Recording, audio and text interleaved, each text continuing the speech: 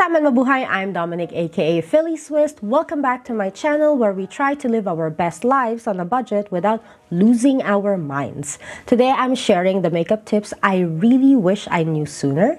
The kind that not only save time and money but also help you use your makeup more intentionally.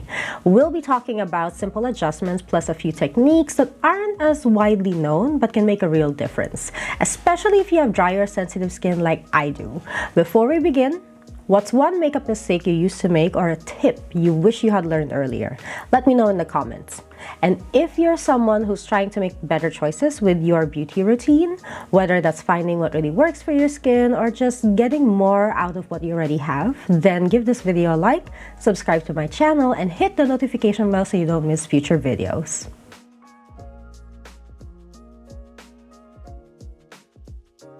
Having dry skin and working in a space that is also drying, it doesn't help how my makeup sits throughout the day. I was getting irritated from not being able to optimize the humidity level because I would easily get these dry patches as the day runs. There's only so many times I can step out of the building to let my skin breathe. Thanks to a makeup artist friend of mine, shout out to Jasmine. She gave me this tip of underpainting. If you haven't heard of it before, underpainting is a technique where you apply sculpting products like contour, blush, highlight before your foundation instead of after.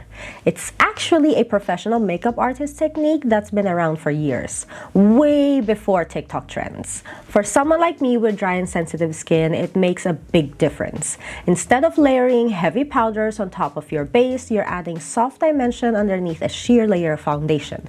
It keeps the skin looking fresh, hydrated, and real, not flat or heavy.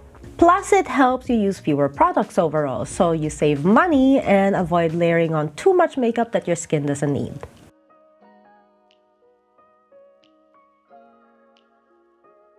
Another change I made that has had quite an impact on the wear of my makeup is the order I apply setting spray and powder.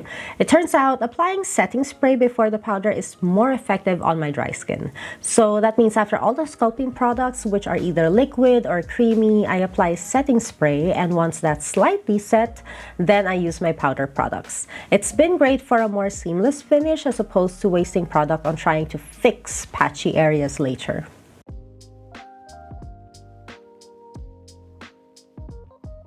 When I started using makeup more in my early 20s, I definitely did not know the right amount of concealer to use.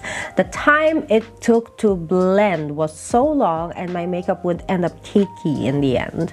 So bad. Like, it was the period of the under eye concealer triangle technique. But if you're only starting out with using makeup, you wouldn't have known that it isn't universally suitable. I was in my mid-20s, but I can't remember which YouTuber it was. But the video opened my eyes to how using less concealer was more effective. My face barely needed concealer to begin with, but there were times, especially because of late nights, where I needed brightness under the eyes to give me that wide awake look.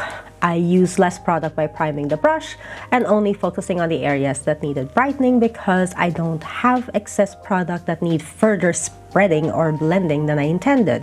So using less product gives a more natural look, creases less, and helps stretch your makeup purchases much further over time.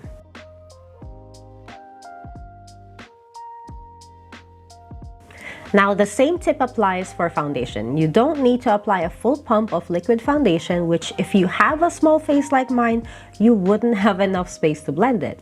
I'm not even using half a pump, but there's enough product for me to prime my brush and apply where needed. It keeps my skin looking like skin and makes my products last longer, so I'm not repurchasing as often.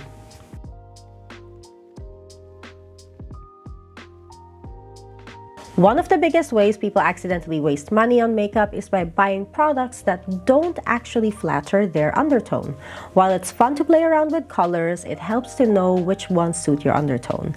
I have a warm undertone, so I can easily walk up to a sales rep at MAC and ask for warm shades that would work for me regardless of the color.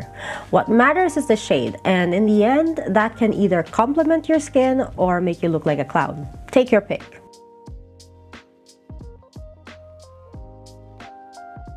Another small but important technique I learned from my friend is tapping product on your face instead of swiping when applying makeup.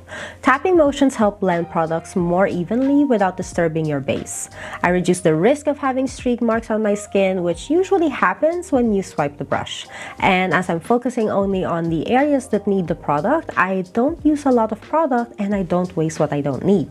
And that's it for the makeup tips I wish I had known sooner. If you found any of these tips helpful, give this video a like, subscribe to my channel, hit the notification bell so you don't miss future videos. I'll see you in the next one.